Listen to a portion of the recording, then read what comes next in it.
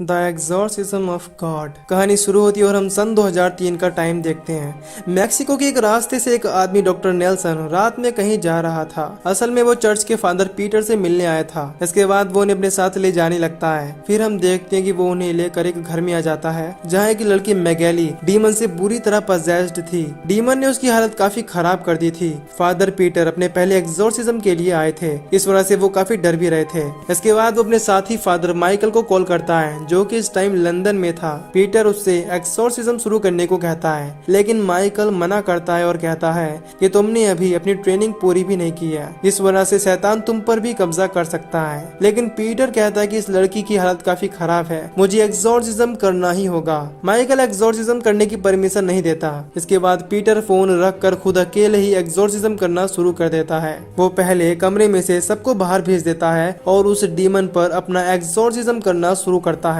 Peter exorcism करते वक्त video recording शुरू कर देता है, इससे वो आगे के लिए प्रूफ रख सके। अब ये डीमन काफी पावरफुल था, जिस वजह से आसानी से मैगेली की बॉडी से बाहर नहीं जाता। वो डीमन मैगेली के कपड़े फाड़कर पीटर को सीड्यूस करने लगता है। उसे पता लग जाता है कि पीटर मैगेली से कहीं न कहीं प्यार करता है, क्योंकि मैगेली उसी चर्च में मदर है जिसमें पीटर रहता था। इस बात का फायदा डीमन उठाने लगता है। अब पीटर उसकी बॉडी से अपना ध्यान हटाने की काफी कोशिश करता है, लेकिन डीमन लगातार उसे सीड्यूस करने लगता है। कुछ देर में मैगेली पीछे बेड पर गिर जाती है। अब जैसे ही पीटर उसे चेक करने जाता है, मैगेली के भेष में डीमन उसे किस करता है और उसके साथ इंटीमेट होने लगता है। फादर पीटर खुद को रोकने की काफी कोशिश करता है और कुछ देर में डीमन मैगेली की बॉडी छोड़कर पीटर की बॉडी में घुस जाता है और उसके साथ इंटीमेट हो जाता है। खैर सीन यहाँ से शिफ्ट होता है और हम 18 साल बाद का सीन देखते हैं, जहाँ एक जेल में गार्ड बंदियों को खाना दे रहे थे। जैसे ही वो एक लॉकअप में अपना हाथ डालता है, तभी अंदर से कोई उसके हाथ की उंगली खा जाता है। दूसरा गार्ड आकर उसे किसी तरह बचा लेता है, यानी उसके अंदर एक पजेस्ड बंदी भी था। सीन चेंज होता है और हम फादर पीटर को देखते हैं जो बिल्कुल ठीक थे और वो अब गरीबों को खाना देकर उनकी मदद कर रहे थे। एक दिन एक लेडी पीटर से मदद लेने आती है। वो कहती है कि कुछ टाइम से मेरा बेटा काफी बीमार है। पीटर उसके घर जाकर होली वाटर से चेक करता है, लेकिन वो लड़का कोई अजीब हरकत नहीं करता। इसका मतलब था कि वो बीमार है, ना कि पजेस्ड। इसके बाद वो उसे हॉस्पिटल ले जाता है। डॉक्टर नेल्सन उसे बताते हैं कि शहर में एक अजीब तरीके का वायरस फैल गया है, जिसकी वजह से बच्चे लगातार बीमार पड़ रहे हैं। इसके बाद पीटर सब बच्चों के लिए चर्च में प्रे करता है, इससे सब बच्चे ठीक हो जाएं। फिर यहाँ नेल्सन आता है और बताता है कि इस हफ्ते ही बीमारी की वजह से 4 बच्चों की मौत हो चुकी है। पीटर मैगेली के साथ हुए उस इंसिडेंट के बारे में अब तक खुद को दोषी मान रहा था। वो इस बारे में चर्च के लीडर विशप से बात करता है और कहता है कि काफी टाइम पहले उससे एक पाप हो गया, लेकिन विशप कहते हैं कि जो हुआ भूल जाओ, तुमने काफी लोगों की मदद की है और गॉड तुम्हारे साथ है। पीटर उन्हें यहाँ उसी रात की वीडियो क्लिप देने आया होता है, इसमें वो मैगेली के साथ इंटीमेट हुआ था, लेकिन उसे देने की हिम्मत नहीं होती। खैर बिशप उसे कुछ फंडिंग यानी पैसे दे देते हैं, इससे वो बीमार बच्चों की हेल्प कर पाए। अब पीटर उन पैसों से बच्चों के इलाज के लिए काफी सामान लाता है। अब रात में पीटर गॉड के सामने खुद को फिर से उस बात का दोषी मानने लगता है। तभी उसे बाहर से किसी के चिल्लाने की आवाज आती है। अब वो चर्च में देखने चला जाता है। वहाँ उसे अजीब से चलने के निशान मिलते हैं, जिसके बाद वो उनका पीछा करने लगता है। तभी अचानक उसके सामने डीमन से पजेस्ड एक इंसान आ जाता है। इसे देखकर वो घबरा जाता है, लेकिन फिर हम देखते हैं कि ये सिर्फ उसका एक बुरा सपना है। इसके बाद फिर से डीमन उसके पीछे से आकर अटैक कर देता है, लेकिन ये भी एक सपना ही होता है। इसके बाद पीटर अपनी नींद से जाग जाता है और तभी उसे उसी जेल वाले गार्ड का फोन आता है, जहां वो डीमन कैद था। वो गार्ड पीटर से कहता है कि यहाँ पर एक कैदी की हालत ज्यादा खराब है। वो उसे जेल में देखने आने को कहता है। अगले दिन पीटर उसे देखने के लिए नेल्सन को भी अपने साथ ले जाता है। अब वो उसी सेल के अंदर आकर उसे देखने लगते हैं। वहाँ वो देखते हैं कि एक लड़की बुरी तरह से डीमन के कब्जे में है। यहाँ वो डीमन उन सभी को डराने लगता है और वैसा ही करता है जैसा मैगेली वाला डीमन कर रहा था। खैर पीटर यहाँ कोई एक्सोर्सिज्म किए बिना सेल से बाहर आ जाता है। अब जैसे ही वो उससे बाहर आते हैं, उन्हें अजीब सी आवाजें आने लगती हैं। इससे उन सभी को काफी तकलीफ होती है। इसके बाद दूसरे कमरे में वो उसी गार्ड के साथ बैठकर बातें कर रहे होते हैं। तभी यहाँ मैगेली आती है और हमें पता चलता है कि वो सेल वाली लड़की और कोई नहीं, पीटर और मैगेली की बेटी एस्पेरांजा है। असल में 18 साल पहले जब वो दोनों डीमन की वजह से इंटीमेट हो रहे थे तो डीमन पीटर के जरिए उनके होने वाले बच्चे में चला गया और तभी से उसकी बेटी ऐसी ही है। पीटर बाहर आकर मैगेली से कहता है कि मैं उस टाइम एक डीमन के कब्जे में था और इसी वजह से डीमन मेरे जरिए वो सब कर रहा था। मैगेली उससे अपनी बेटी को बचाने को कहती है। उसी रात जब पीटर सो रहा होता है तो हम देखते हैं कि उनके ऊपर कोई है। तभी पीटर की आंख खुलती है और उसे फिर से वो डीमन दिखने लगता है जो कि चर्च में था। हम देखते हैं कि वो चर्च वाला डीमन खुद जीसस ही थे जो कि पीटर के सपने में उसे एक डीमन की तरह दिख रहे थे। अगले दिन पीटर हॉस्पिटल जाता है जहाँ उसे पता चलता है कि उस लड़के की मौत हो गई है, इसे वो लेकर आया था। नेल्सन बताता है कि उसकी मौत वायरस की वजह से नहीं हुई है। पीटर समझ जाता है कि उसकी मौत एक डीमन की वजह से हुई है।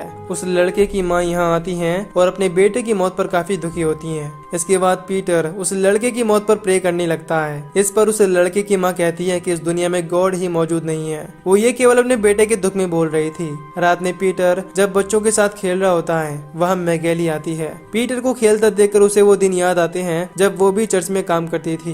पीटर अपनी बेटी को बचाने का डिसाइड करता है और अगले दिन चर्च के लीडर बिशप से मिलने चला जाता है जहाँ लीडर उसे एक्सोर्सिज्म करने की परमिशन दे देते हैं। पीटर उन्हें नहीं बताता कि वो उसी की बेटी है। एक्सोर्सिज्म में अपनी हेल्प के लिए पीटर लंदन से फादर माइकल को बुलाता है। इसे हम मूवी के शुरू में देख चुके हैं। माइकल एक एक्सपीरियंस्ड फादर थे। खैर उन दोनों की बातचीत से पता चलता है कि जो डीमन पीटर की बेटी के अंदर है उसका नाम बल बने है और वो हेल यानी नर्क के शैतान लूसीफर का बेटा है। पीटर को पता चल जाता है कि उस टाइम बलवन उसकी बॉडी से ही निकलकर उसकी बेटी एस्पेरांजा में आ गया। यह सुनकर माइकल कहता है कि जरूर तुम्हारे अंदर गॉड है जिसने तुम्हारी हेल्प की। पीटर उसे नहीं बताता कि वो पजेस्ड लड़की उसकी बेटी है। इसके बाद पीटर उसी रिकॉर्डेड टेप को आग में जला देता है जिसमें वो मैगेली के साथ इंटीमेट हुआ था।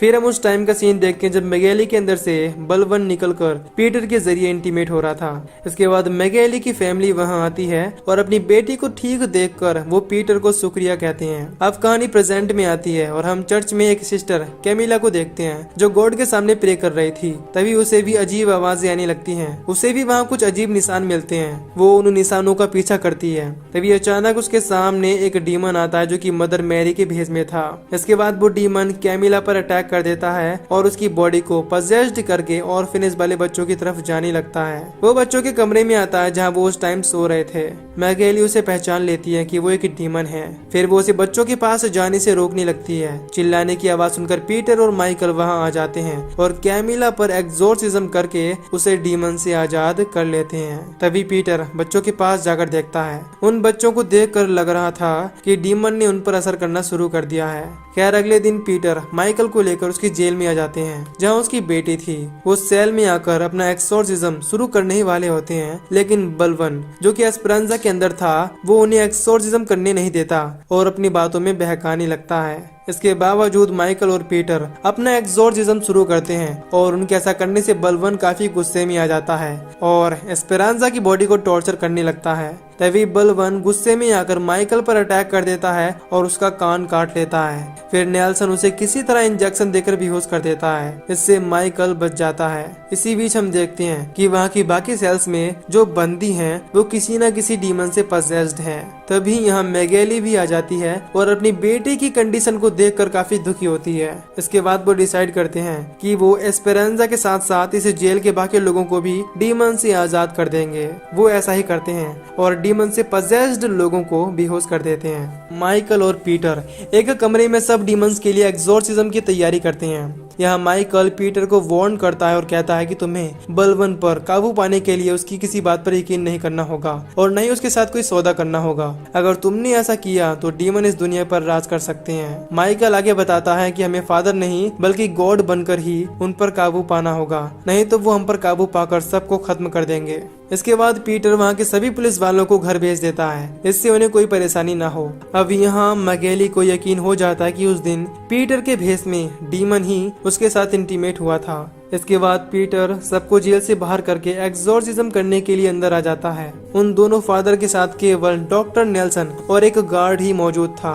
दोनों फादर अपना एग्जॉर्सिज्म शुरू करने ही वाले थे, लेकिन तभी वहाँ की लाइट चली जाती है और वो गार्ड भी उन्हें कहीं नहीं मिल रहा था। दूसरी तरफ लाइट जाने के बाद नेल्सन लाइट के बोर्ड की तरफ जाने लगता है, लेकिन रास्ते में उसे एक डीमन मिल जाता है जो उस पर अटैक कर देता है। उसकी चिल्लाने की आवाज से दोनों फादर उसके पास आते हैं, जहाँ वो देखते हैं कि नेल्सन काफी ज्यादा जख्मी है। वो उन दोनों को यहाँ से भागने को कहता है और मर जाता है। तभी वहाँ कई सारे डीमन आ जाते हैं और उनकी तरफ बढ़ने लगते हैं। इसके बाद दोनों फादर यहीं पर अपना एग्जॉर्सिज्म शुरू कर देते हैं। तभी वहाँ मदर मैरी वाला डीमन आ जाता है, जिसे देखकर माइकल थोड़ा घबरा जाता है और उससे ठीक से एग्जॉर्सिज्म नहीं होता। तभी एक डीमन उस पर हमला कर देता है, जिससे वो काफी जख्मी हो जाता है। इसके बाद पीटर उन्हें लेकर यहाँ से भागने लगता है। तभी हम देखते हैं कि बलवन वाला डीमन उन दोनों पर नजर रख रहा था। इसके बाद दोनों फादर उनसे बचकर जेल वाले किचन में आ जाते हैं और दरवाजे को अच्छे से बंद कर देते हैं। यहाँ माइकल पीटर पर गुस्सा होता है और कहता है कि हमारी प्रेयर्स काम क्यों नहीं कर रही,